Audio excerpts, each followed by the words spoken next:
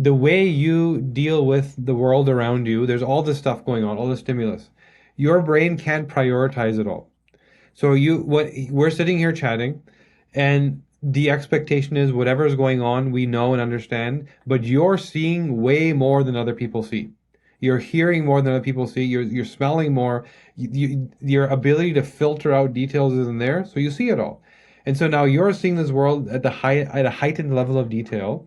And if you combine that with your reward seeking behavior, it equals a profile that we call high functioning anxiety, meaning fire in my belly. Can't stop. Give it to me. Nobody can do it the way I can do it. Let me take care Yeah, of this. that's me. And that is, I'm telling you, my mind is blown.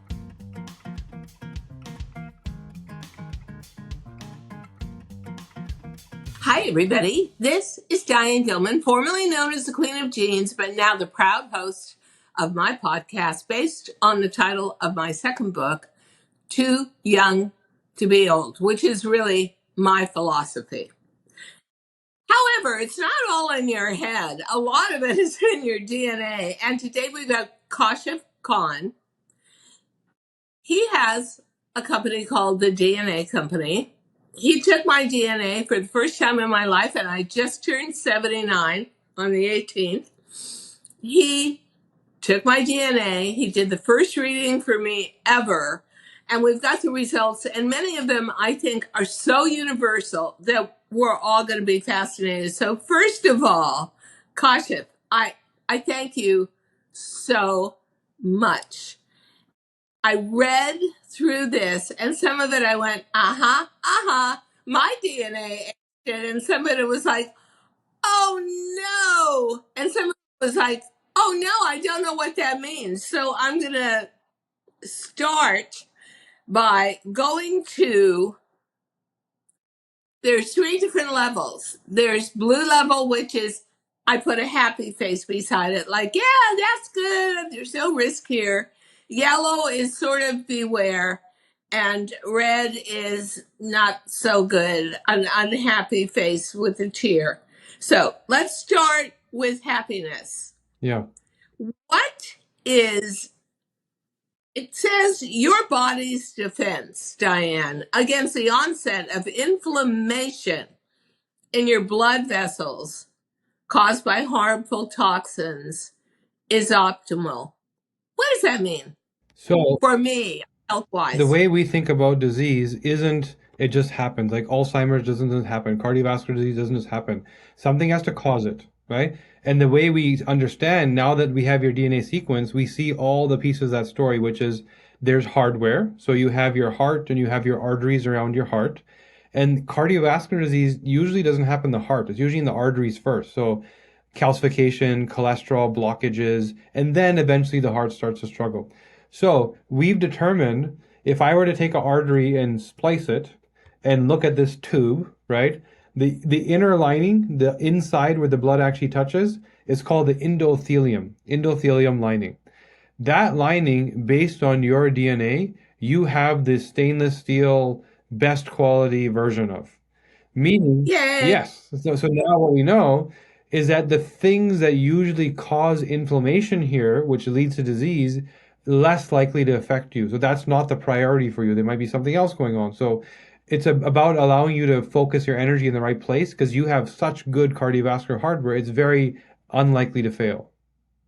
Yay. So I also want to say that I have very good, and I'm really prideful of this response mechanism in my body. At one point, after going through chemotherapy, tons of it, and radiation, I was eating foods that I'm very attracted to. Right. Creamy Yeah. foods, cream cheese, bagels, cream cheesecake, sour cream, and my cholesterol was through the roof. And the doctor said, you're going to drop dead from cholesterol any minute now. And I said, I don't want to take a statin. I want to eat myself back to health again. I gave all of that creamy stuff up, except for my birthday last week. And when I went back to her 6 months later, I had perfect cholesterol. Perfect. And perfect blood pressure, really perfect blood pressure, which was also up during chemo. However, after you say this to me, and this makes me feel great, I love that answer. It says, but you have suboptimal body environment profile. Yeah. Okay, so what is that, and how can I have both at once? So we're looking at separate systems of the body, and we're trying to Okay. piece together all the puzzle pieces to come up with the net result. What is Diane's story? So, first part of your story, great hardware. Your cardiovascular hardware, resilient. Now, what would cause the cardiovascular hardware to have a challenge is environmental toxins. You breathe things, you eat things, chemicals come along with those things. Those chemicals are in your bloodstream causing damage to tissue. So there's a gene called GSTT1, and that gene is a primary sort of scavenger in the bloodstream looking for toxins, right? Uh, You're yeah. missing that gene. It's not even about what version, what variant. You don't even, yeah, you What? don't even have it. It's missing from your genetic code. Yeah. And now Oh, the things that get in, the things that you breathe, the things that you eat, there's meant to be these detox processes to remove, and this is part of your cancer story. Yeah. wow. I bet it is. You know, the other thing too is in your read, you talk about my estrogen and you say that I'm a very estrogen enriched person. And then on top of that, I took HRT for about 30 years too long. I mean, not many people are still doing hormone replacement therapy at 72 years old. Yeah. And I started at like 50. And so I guess I had hormones pouring into my system and sort of caused my own cancer. And I think that here's a real actionable thing. Honestly, if I had known, if I'd had this DNA test 25 years ago, if that had been possible, I probably would have not taken HRT Yeah. that long. So the story of there's three pieces to exactly what you just said, why the HRT caused cancer. And I'm not saying HRT causes cancer. I'm Yeah, saying that the there's, version that you took in your genetic profile very easily equals cancer, and I'll explain why. Yeah. uh, Yeah. So here's what's going on is you make a lot of estrogen. You're estrogen dominant. So you're already making a lot, right? Now, after you make your estrogen, there's a gene called CYP1B1 that takes that estrogen and turns it into something called 4-hydroxyestrogen. And that's one of many options, but that is one of the options. And that's where you are most active. You're very active in converting estrogen into the CYP1B1, 4-hydroxyestrogen. 4-hydroxyestrogen causes inflammation, and women are dependent on their menstrual cycle and their period to get it out, right? Now, ah, post menopause, you're not getting it yeah. out anymore. You're still making it, and you're not getting it out. Now, when you take estradiol, which is usually what's given to women for hormones, the CYP1B1 gene sees that estradiol and says, "Oh, estrogen, I need to convert it into this 4-hydroxyestrogen." So you're fueling that 4-hydroxyestrogen. And it's not I, I did take You did take estradiol. All estradiol. right. Okay. So that Yeah. makes sense. So now this is not every woman's story, this is your story, right? So now taking estradiol, fueling this toxic estrogen, not having a period anymore because you're postmenopause, the body still wants to deal with this toxin. The same gene that I said you're missing that deals with the environmental toxins also detoxifies this. So Oh my yeah. God. So now what does your body do? Your body takes this stuff and it's trying to protect you because it's not being removed, and it starts to store it in your fat. And you Oh my and you have fat God. in your breasts, right? Yeah. Now, there's another gene called GSTP1 which is now responsible to detoxify breast tissue. And the version of the gene you have there is minus 50% in its effectiveness. Yeah, so Wow. you have a story that equals if I take estradiol, I'm getting breast cancer. You know, if I had had this information, I would have listened to it, stopped immediately. I mean, this is unbelievably valuable, and especially for the female audience. I never knew what to expect from getting my genetics done, but this is amazing. And so, would there have been anything short of just stopping HRT that I could have Yeah. done with my diet, with liquids I ingest? What would I There's so do? much that could have been done. What it is now we know your biology, and we now know what your body does when you add estradiol. So what would you do instead? Well, estriol is another estrogen that doesn't Yeah, go down the 4-hydroxy pathway and doesn't cause this inflammation. So you could have asked your doctor, I don't want the estriol. I know estriol isn't as potent, but I'd rather have less potent and healthy than potent and risky, right? So that's one thing you could have done. The other thing you could have done is that gene that you're missing that detoxifies this stuff, we could have added nutrients that replace the function of that gene. For example, there's a very basic supplement called N-acetylcysteine, NAC, right? There's something called milk thistle. There's very basic things that could have been added that we know very specifically detoxify this stuff. And then, sorry, so you do both of those, and then all of a sudden your body doesn't have that same negative outcome. so little late to deal with the breast Yeah. cancer. And I had a double mastectomy, and I had all my lymph nodes taken out on my left side, my underarm. But is there any advice to bring down the percentage of some kind of cancer coming back, a way that I can eat? Oh, is there anything I can do to lead a healthier lifestyle that's going to cut down on the fact that, I mean, most people walk around, I think, with 15%, 20% uh, likelihood that they will get a cancer within their lifetime. But for me, it's at least 5% Yeah. higher, if not more. What can I do? So And everybody the who's thinking, American story, it's now actually 50%. It's oh, yeah, yeah, for sure. yeah, it's Yeah. gone up. It's now for Canada, US, most Western nations. Well, I shouldn't say most. Canada and the US, US seems to be the worst, but it's about 50% now risk. And we haven't changed. We're the same people. All of the inputs have changed. Our diet has Yes. changed, our food has changed, the environmental toxic load has changed. So that's what's causing all of it, right? So in terms of simple nutrition hacks, I would have told you that there's a compound called sulforaphane, which is known to bind these estrogen toxins, and you get it from broccoli sprouts. And so I would have told you eat some broccoli sprouts on a daily basis. And based on your DNA, that's what you need. There's a gene called CYP19A1 that is responsible to convert your testosterone into estrogen, and that's the reason why you're making too much estrogen. So I would have told you eat more leafy greens because they have something in them called DIM. So broccoli, so the broccoli sprouts give you sulforaphane. The mature broccoli gives you something called DIM, and it's hard to get enough DIM from food, so you might also want to supplement, right? Yeah. So those are two basic things, but I could spend an hour just talking about this answer.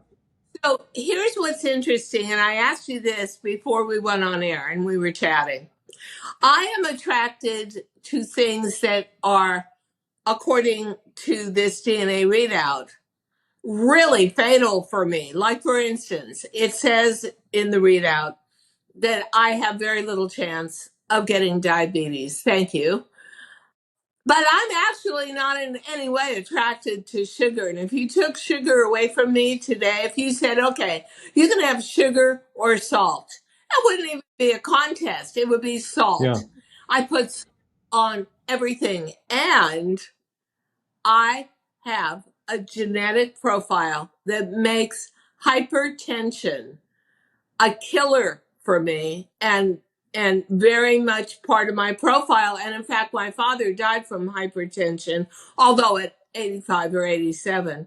And what's one thing you don't want to do if you've got a history of hypertension and high blood pressure? Eating salt.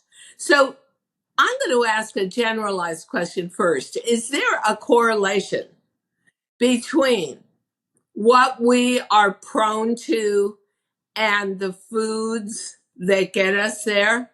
Like, if you told me, I have tried so many times to give up salt, cannot, I honestly cannot do yeah. it. Is there a So the correlation? core, yeah. Like, So And it works both ways. So you have low risk because the thing that causes the risk also creates the craving. So you have really good management of your insulin response. The genetics of the gene called TCF7L2, very efficient.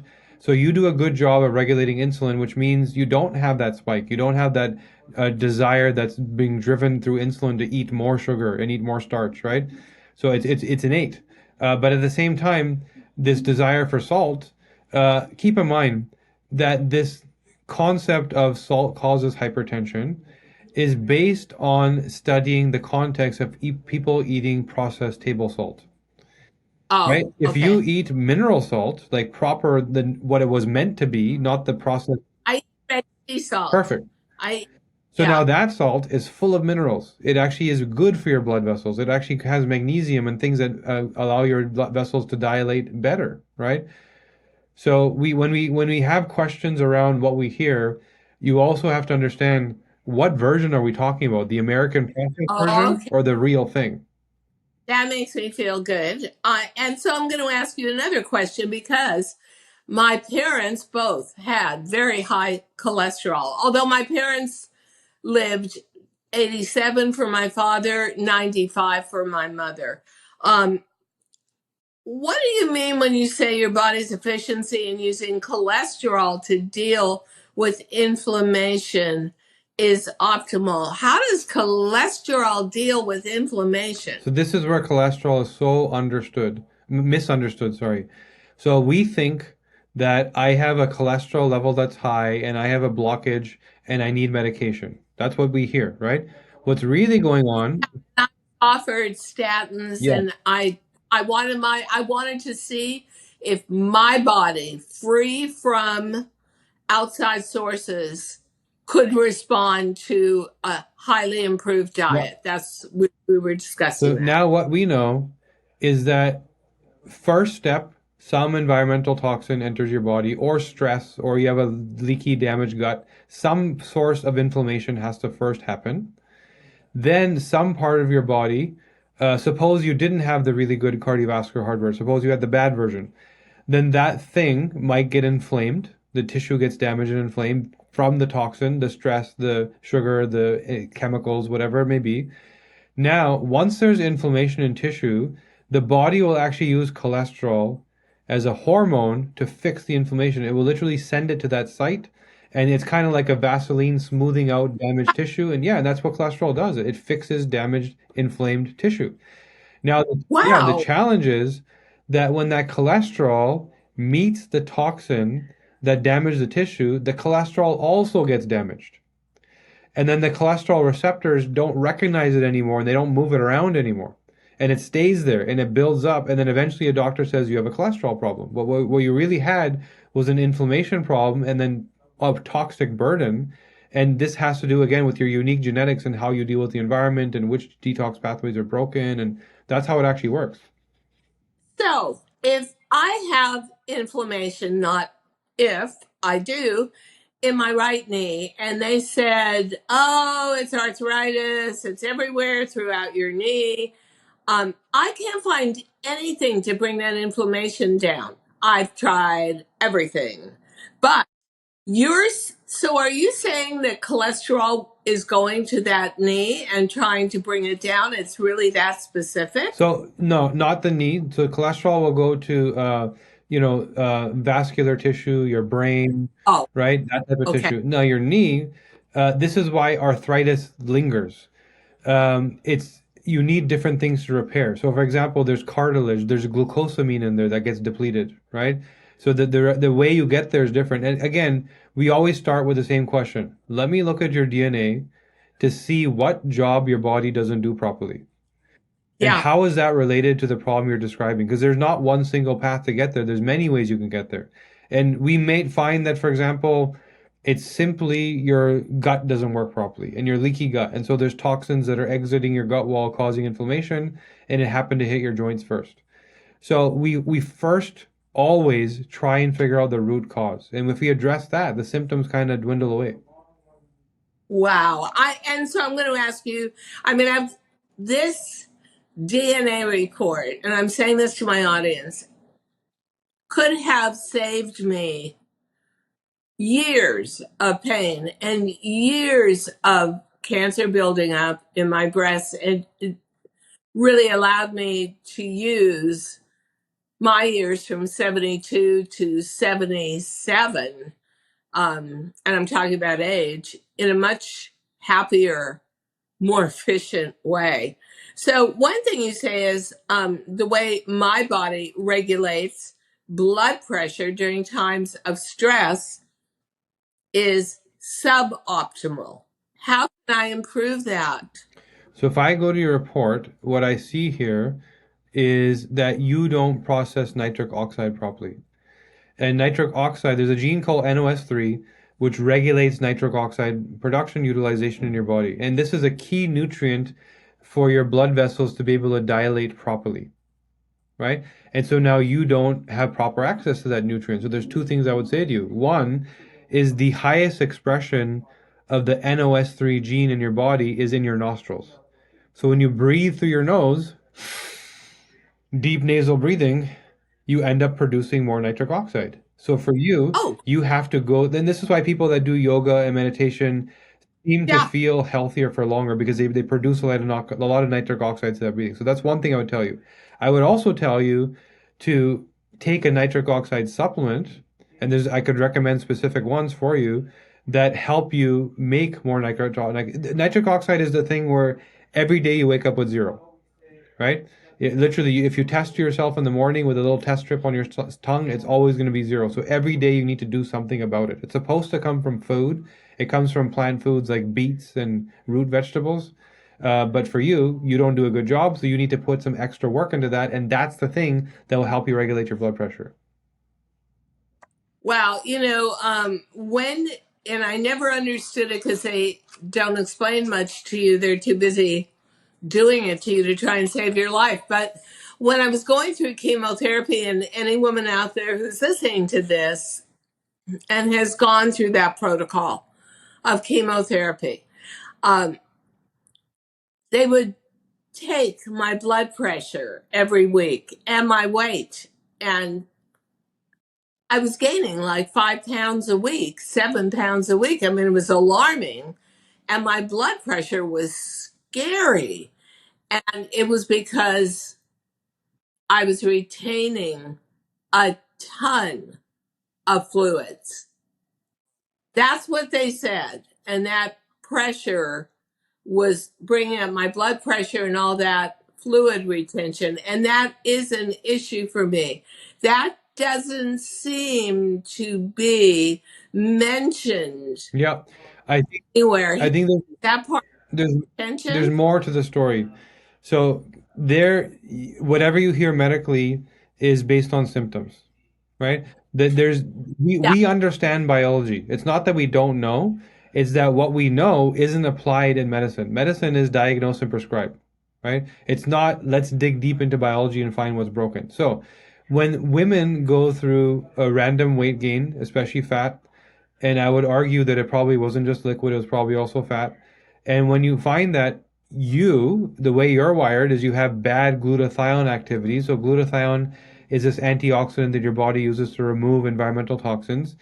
And you go through something like chemo or medication or even just moving to a city and you load yourself with environmental toxins, your body gets shocked by that sudden increase in threat and it will start to store fat as a place to hide these toxins because you're Huh. yeah, and that's what it does. So I've seen so many women that are struggling with I'm running on the treadmill, I'm doing the calories right, I'm vegan, I'm keto, I don't get why this weight's not shifting.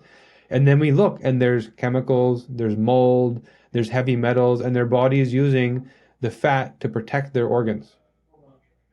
I got so aware of what, first of all, let me say that this is, to me, a must have, all of this knowledge, and way beyond anything that classical Western medicine gives you.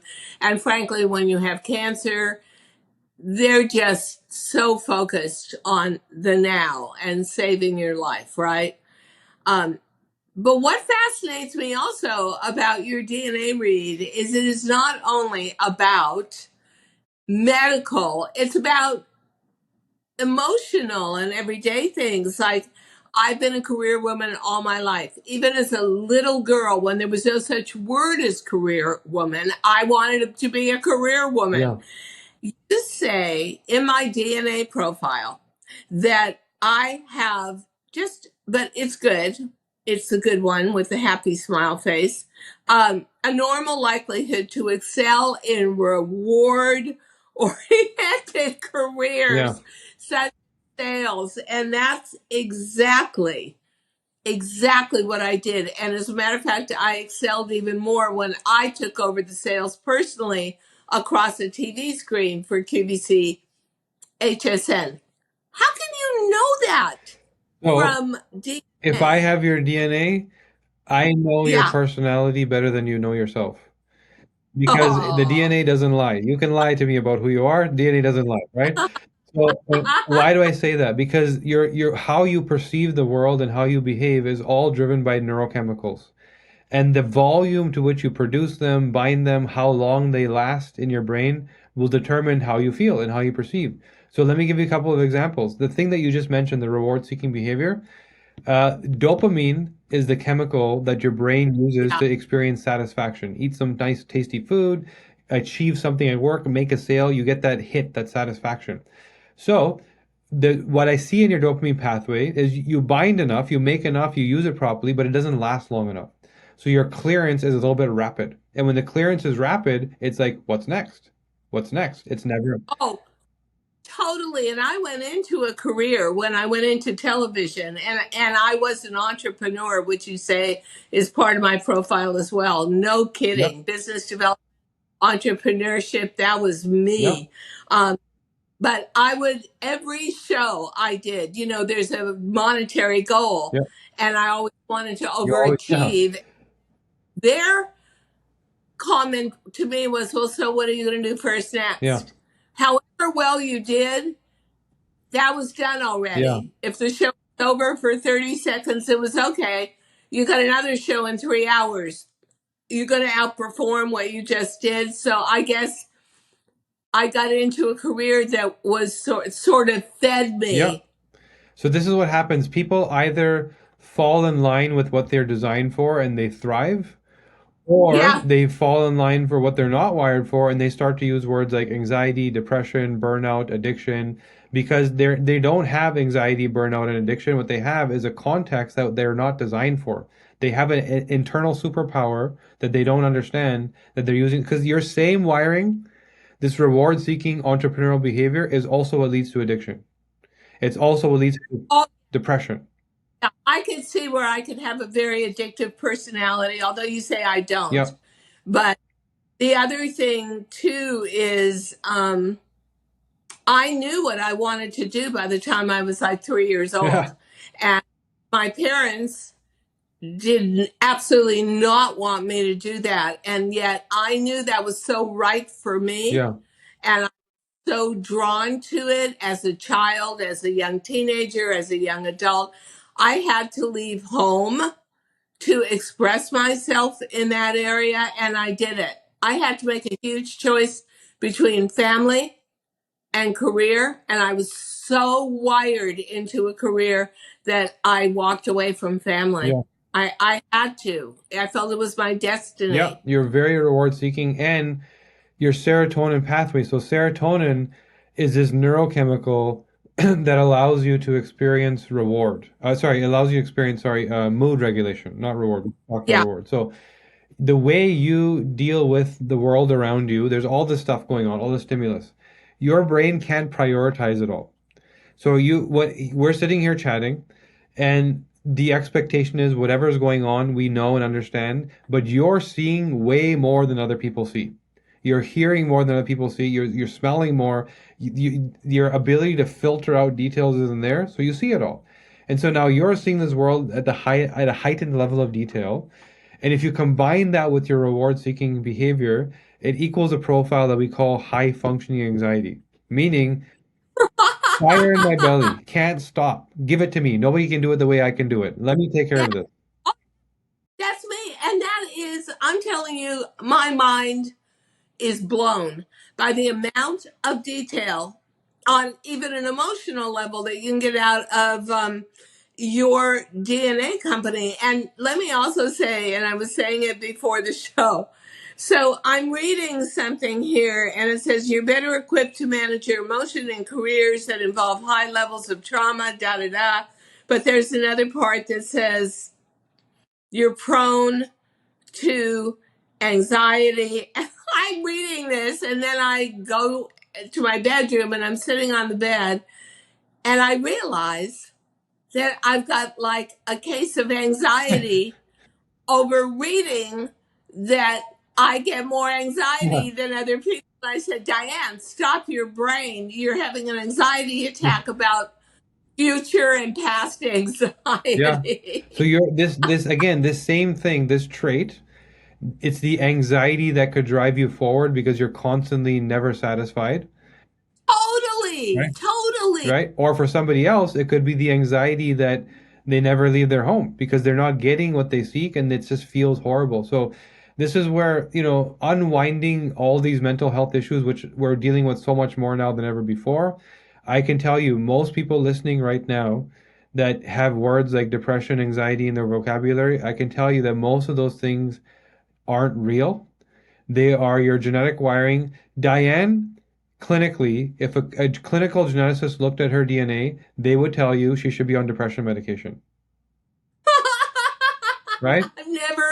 I've never taken any kind of medication in my life, and actually, I identified way before this test years ago that I needed to make anxiety an Yes. engine that pushed me. And I used to lie in bed before a show in the hotel, like curled up in fetal position, terrified of the show and saying, oh no, I'm going to fail. Oh my God, it's going to be terrible. Oh my God, I have stage fright. Oh my God. And then I would get myself up, get my makeup on, get my outfit on, and go up there and use that anxiety to perform at the highest level possible. But I do realize that's rare. Yep. Or maybe not. I don't Well, know. it's not as especially for women, particularly women who are struggling with ongoing chronic health issues. This is a very common profile because now think about that profile of I think about everything, I see every detail, I can't stop thinking about it, applied to your healthcare Yeah. journey, right? Applied to like, Yeah. oh, I have this, but now there's a white hair. Is that what's this going on? Oh, is that wrinkle? What's this? What's all? I have a new pain. I wonder if that's related. And the overthinking, overthinking, overthinking. So we consistently see that profile. But the good news is, once we know why, and the person now understands why, they realize that half the things they're worried about don't exist, Yeah. right? Or And then they start to thrive. and I really felt like a hamster on an anxiety Yeah, treadmill. And if one thing was taken care of and I couldn't identify that as scary or setting up a barrier to my success or challenging me, I would just go to the next yeah, one. I did realize that once one thing was done and satisfied, oh, there's a whole lineup. yeah, Oh, good. I never have to be rid of anxiety because there will always be something to be worried yeah. about. Well, I know that you're using a borrowed studio, so I know that our time is just about up. And what I'm going to ask you, and I want to say that I have so much respect for your knowledge that came out of your own issues and becoming such a guru of DNA. I want you to explain to the audience there are just two levels to what Kashif Khan does. One level is just purely the DNA kit, which is really easy. I thought it was going to be this big complicated thing, but it's so easy for a layman. But the next thing that they can sign up for after the DNA are your master Yeah, classes. And I would love to dedicate about 2 minutes to you explaining sure. what that is and the benefit of before we sadly say goodbye, because frankly, I'm the type of personality that just loves talking about me, and the whole DNA profile was Yeah, me, so I couldn't have enjoyed it yeah. more. But let's talk about your master Yeah, so class. the intention of the DNA test kit, there's limitations around what the FDA will let us say, right? When we're handing over a report to a consumer, it has to be general. It's not disease centric. It's general information. Eat like this, exercise like this, that type of stuff, right? So you learn a lot, but there's a lot that we know that requires interpretation. What does that mean? That means me talking to you and finding out your habits, your lifestyle, your environment, and then applying that thinking to your genetic profile to become much more certain about essentially coming up with your plan. Here's your genetic blueprint. Here's the exact habits you should have to live to 100 plus and feel great. And here's the exact habits that will hurt you. For example, in your case, we would have said never take estradiol, take estriol instead. Simple, simple thing. But there would have been a whole list of things like that, right? So now the challenge is everybody wants to work with me, and there's one me, and I Yeah, do this work. So my day job is I support celebrities, professional athletes. I'm on retainer with them, and they just call me whenever they need help. And first of all, I can't do that for that many people, and it's also not cheap. Just to be straightforward, and so these celebrities, I'm working with them. Call me, whatever problem, I fix it. Right. So we thought if we create a 1 day masterclass, which means everybody shows up with their DNA report in their hand, and I go through beginning through end and speak to all the possible outcomes. And three things are going to happen. One is you're going to identify everything you need to identify, like we identified for you: good cardiovascular health, bad hormone health, right? So then we're going to come up with a recommendation. So first, step one, tell me everything I need to know. Step two is tell me what to do, what supplement do I need, what yeah, food do I need, what exercise do I need, and what do I need to remove, almost more importantly. But the third, and I feel the most important part, is your DNA doesn't change. So whatever I can tell you about your DNA is a resource you can go back to the rest of your life. So the third is if I can teach you how to interpret it, and you can then go back to this video that we record of us speaking for an entire day, and I teach you how to yeah. interpret it, you don't need my help again. And 5 years from now, there's new challenges. 7 years from now, there's new challenges. You always go back to your DNA that you've now been taught how to interpret to know exactly what to do. That's my intention. That, I mean, seriously, and I don't endorse many people or what they're standing behind.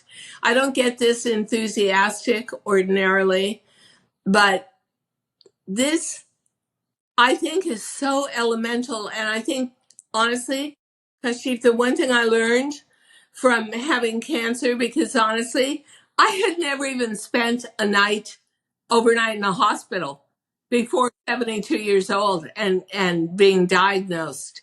I mean, I was working like a dog, getting very little sleep, not eating great foods because you're on airplanes and in rinky dink hotels and stuff.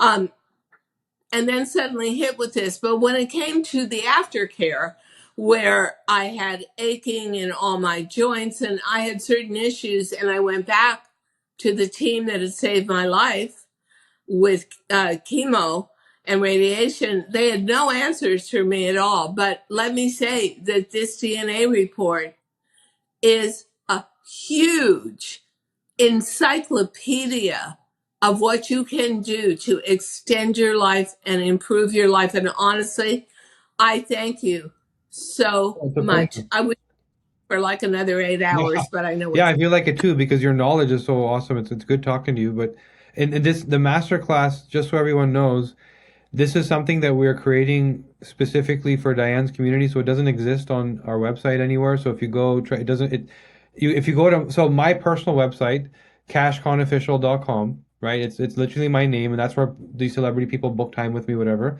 You can go buy a DNA tester if you want. But we're going to create a separate link just so that it stays private for this group, and you'll literally see Diane's picture there. Diane can come to the master class too if you want. We'll go through your DNA oh, too. oh, So absolutely. Diane will be With there. I want to live to be 100, Yeah. and want it, but more than wanting it, I want to separate that into two categories by saying there are people that want to live to be 100 because they're frightened of crossing over and what comes next. And there are people that want the extra Yeah. time, me, to do something Yeah. big, to help people, to leave a really positive legacy. And so I know that the information you're giving me can help me operate and get my wishes out there, which are all well intentioned, at a much higher, more effective, more successful level than if I didn't have Yeah. this information. Bravo, My pleasure. Kashif Khan, unbelievable. And you know what? I think honestly, well worth the money. What could be more valuable than living your life optimally? Nothing. Right. Yay. Yay for you. No Thank you pleasure. so. Yeah, no pleasure. And we'll share a link with everybody so that it takes them directly to this private masterclass so that it just to keep it private because we also don't want to have the whole world enrolling in just your group. Right? Right. Okay. Thank you a million Pleasure. Great times. being here. Thank you so much for listening to Too Young to Be Old podcast. The episode may be over, but the fun doesn't have to stop here. Find us on Facebook, Instagram, TikTok, and YouTube at The Diane Gilman, or visit our website, thedianegilman.com. If you like the show, leave us a rating or a review and subscribe so you don't miss the next episode. And until then, don't forget, age is just a number. Together, we'll prove that we are all too young to be old.